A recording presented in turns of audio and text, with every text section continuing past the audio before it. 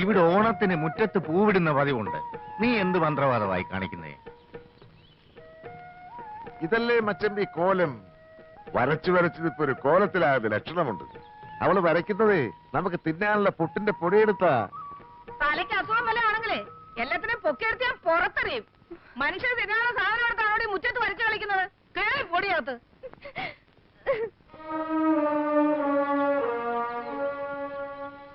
നിങ്ങൾ എന്തോന്നാ വായും പൊളിച്ച് നോക്കി നിൽക്കുന്നത്? ഞാൻ എല്ലാം കാണുന്നുണ്ട്. പെങ്ങളെ, അവളൊരു കോലം വരച്ചതാ. അവരുടെ നാട്ടിൽ ദിവസവും രാവിലെ ചെയ്തൊരു തൊഴിലായത്.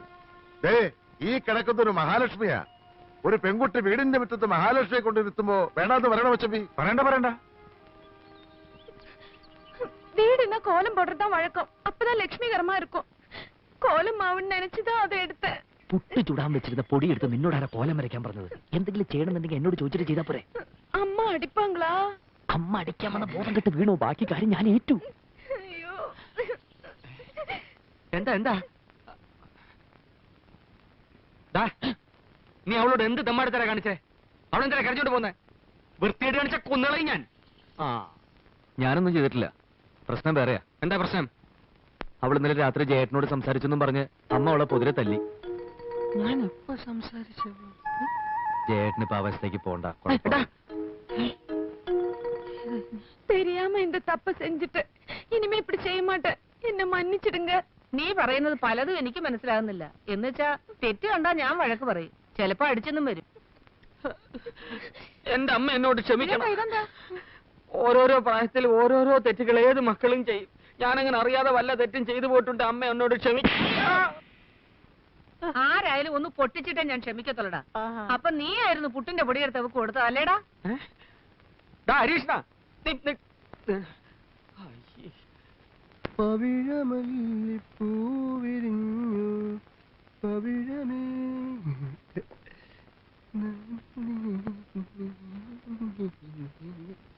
ഹായ്, ഇന്ന് നല്ല സ്റ്റൈലിലാണല്ലോ.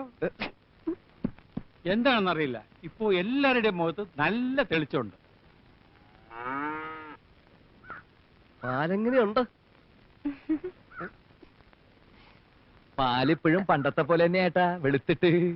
അത് തന്നെ ഞാനും ചോദിച്ചത്. ശമ്പളം കൊടുക്കുന്നുണ്ടെങ്കിലേ അത് ഞാൻ കൂടി അധ്വാനിച്ചുണ്ടാക്കി കാശാ. ചോദിച്ചാൽ ഉത്തരം പറയണം. അങ്ങനെ അങ്ങ് ദത്തെടുക്കല്ലേ. അങ്ങനെ ഉത്തരം കിട്ടണമെങ്കിലേ അവളോട് തമിഴിൽ ചോദിക്കണം. അല്ലെങ്കിൽ അവള് കരുതും വല്ല മന്ദബുദ്ധിക്കാരനുമാണെന്ന്. അതിന്റെ നാണക്കടേ എനിക്കും കൂടാ.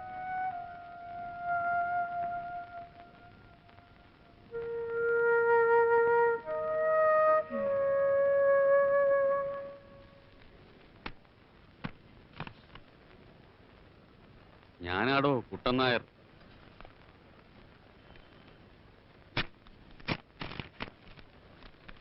മരുമകൻ അറിയുവാൻ കൗണ്ടർ കുട്ടൻ നായർ എഴുതുന്നത്.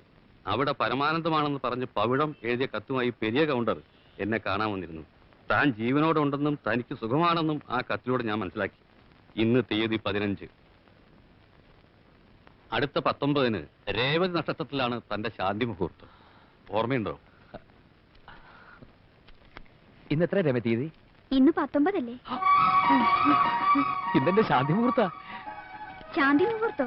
അതെന്താ സാറേ? അതൊരു ഭയങ്കര മുഹൂർത്ത. സകലതും തവിട് പൊടിയാക്കുന്നൊരു മുഹൂർത്തം.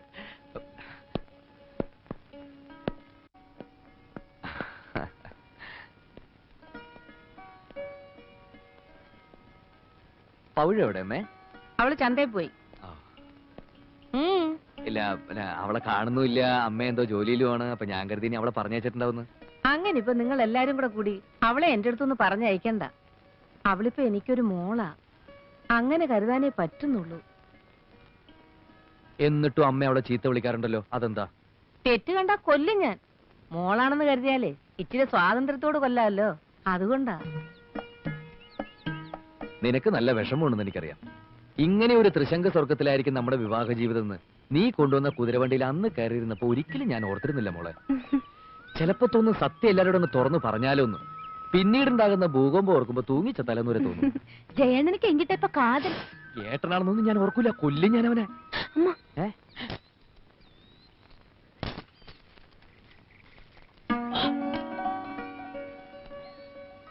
ഇന്ന് രാത്രി നീ ഇറങ്ങി വരണം. ഞാൻ തൊഴുത്തിൽ കാത്തിരിക്കും. തൊഴുത്ത്? പശു അവിടെ പശുക്കളെ ഉള്ളൂ. ഇത്തിരി മനസ്സമാനത്തോടെ പുല്ല് മിരിച്ച് നമുക്ക് കിടക്കാം. ചിരിക്കണ്ട. ഉണ്ണിയേശുവിന് പുൽത്തൊഴുത്തിൽ ജനിക്കാമെങ്കിലേ നമുക്ക് നമ്മുടെ ശാന്തി മുഹൂർത്തം അവിടെ വെച്ച് തന്നെ ആഘോഷിക്കാം. നീ വാ, ഞാൻ അതിനകത്തുണ്ടാവും.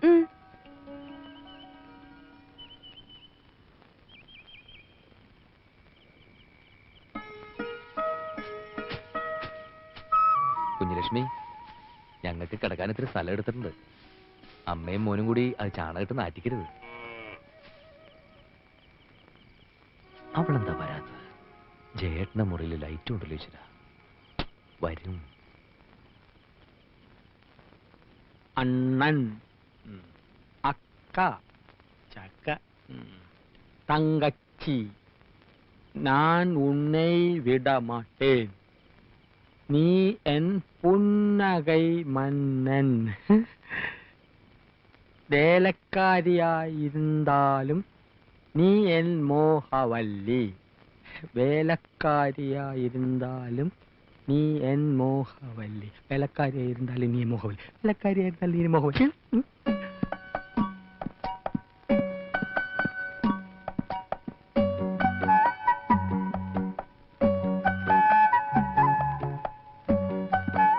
എന്താടാ അവിടെ? ജോലി കഴിഞ്ഞെങ്കിൽ പവിഴത്തോട് ചോദിച്ചിത്തിരി തമിഴ് പഠിക്കാമെന്ന് കരുതി. ഒരു സന്ദർഭം കിട്ടുമ്പോ വെറുതെ കളയണോ? ഓടാ. സന്ദർഭം കിട്ടിയപ്പോ നേരാൻ വേണ്ടി എഴുതാനും വായിക്കാനും പഠിക്കാത്ത നീയാ ഇപ്പൊ തമിഴ് പഠിക്കുന്നത്. പോടാ പൈത്യക്കാരാ, പോയി തൂങ്ങടാ, ഇല്ലെങ്കി കൊന്നിടുവേ. നീ കഥ അടച്ച് തൂങ്ങ്.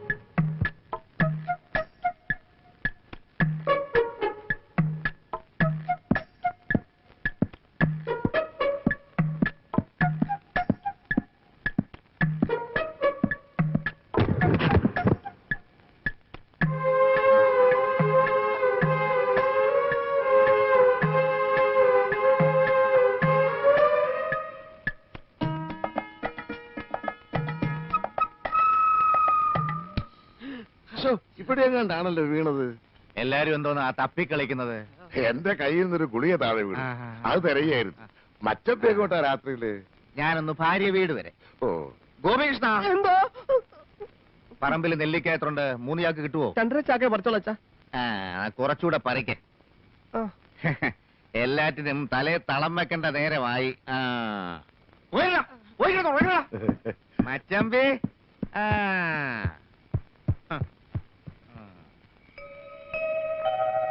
ഇന്നലെ ഞാൻ നല്ല തൂങ്ങി, ഒന്നും അറിഞ്ഞില്ല.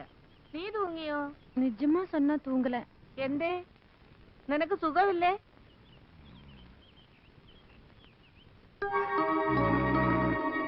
ആരാത്?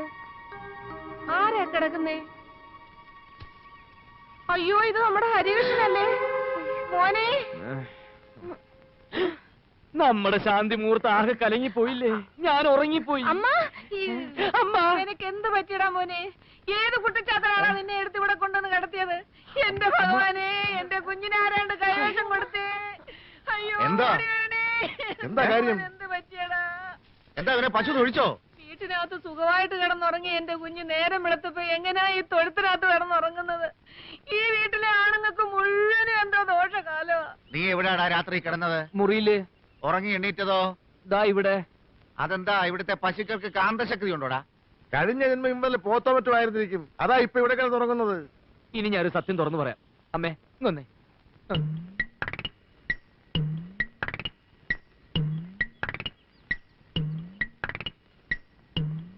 എന്റെ ദൈവമേ, ഞാൻ എന്താ ഈ കേക്കുന്നത്? എങ്ങനെ ഇതിനുള്ളിൽ കേറുക? ഇതെന്താ ഇത്? ഓ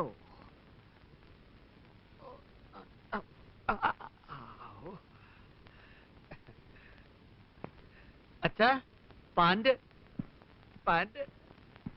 അമ്മാവാ, പാന്റ് എന്താടാ വല്ല പ്രേതബാധയുണ്ടോ? ഓരോരോ ലീലാവിലാസങ്ങള്. മോഹം ഉണ്ടെങ്കിലേ അവനവന് ചേരുന്ന ഒന്ന് തയ്പ്പിക്ക, അല്ലാതെ പാകമാവാത്തത് വലിച്ചു കയറ്റുകയല്ല. എനിക്കിത് പാകാണ് അച്ഛാ. പിന്നെ ഇട്ട് പരിചയമില്ലാത്തോണ്ടാണ് ഈ ഞൊണ്ടല്. അമ്മേ, ഇപ്പൊ എന്നെ കാണാൻ ഒരു സ്റ്റൈലില്ലേ? അയ്യോ അമ്മാവാ. ആരെ കാണിക്കാനാണെങ്കിലും ശരി, ആര് വേഷം കിട്ടിയാലും ശരി, ഹരികൃഷ്ണന്റെ കാര്യത്തിലൊരു തീരുമാനം എനിക്ക് ഇപ്പൊ അറിയണം. എന്താടി കാര്യം? ഇന്നലെ രാത്രി അകത്ത് കിടന്ന കുട്ടി നേരം വെളുക്കുമ്പോ എങ്ങനെയാ തൊഴുത്തിലെത്തിയത്? നിങ്ങൾ എല്ലാരും കൂടെ കൂടി അവനെ എടുത്ത് അവിടെ കൊണ്ടുവന്ന് കിടത്തി. അതെ, നിങ്ങൾ എല്ലാരും ചേർന്നാ അങ്ങനെ ചെയ്തത്. ഉറക്കത്തിലേ അവൻ എങ്ങനെ തോന്നിയത്രേ? രക്ഷപ്പെടാൻ വേറെ വഴിയൊന്നുമില്ലായിരുന്നു. അതാ അമ്മയോട് ഞാൻ അങ്ങനെ പറഞ്ഞത്. അമ്മയെ പറ്റിക്കാൻ എളുപ്പ, ബാക്കിയുള്ളതെല്ലാം തനി രാക്ഷസന്മാരാ.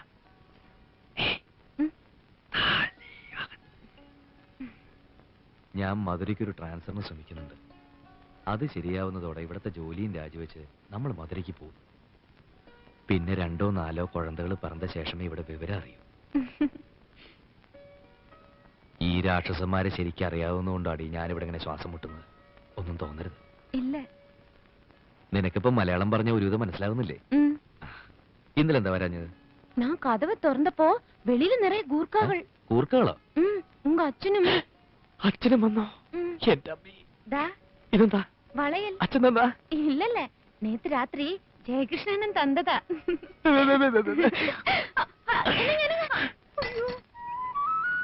ഇത് നിനക്ക് തിന്നാനോ നിന്റെ പശുവിന് തിന്നാനോ? അധികം ലോഹ്യൊന്നും വേണ്ട. വീട്ടിൽ പുതിയ വേലക്കാരി വന്ന ശേഷം അവിടെ ഇത്തിരി മാറ്റമൊക്കെ ഞാനും കാണുന്നുണ്ട്. നേര് പറഞ്ഞാൽ വന്നത് വേലക്കാരിയല്ല, ഒരു ദേവതയാണ്. അടുക്കള ദേവത. സത്യം പറ, നിനക്ക് എന്നെ ഇഷ്ടമാണോ? പറ, ആണോ? ഞാൻ പറഞ്ഞ നീ എന്തും ചെയ്യുവോ? എന്നാ ഈ വെള്ളത്തിലോട്ട് ചാട്. ചാടും. ചാട്.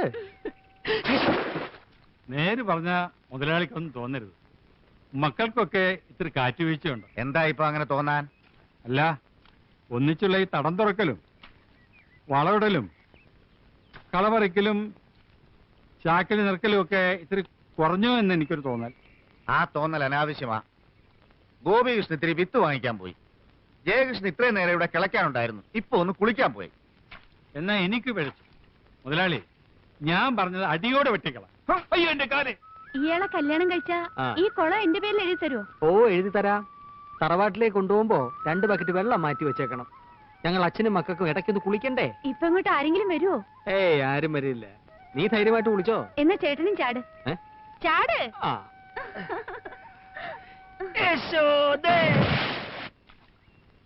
ഇനിയൊരു കുളിയാവാ. ഇന്നെന്താ ഇത്ര നേരത്തെ? വയ്യ, ഒരു ഉഷാറില്ല.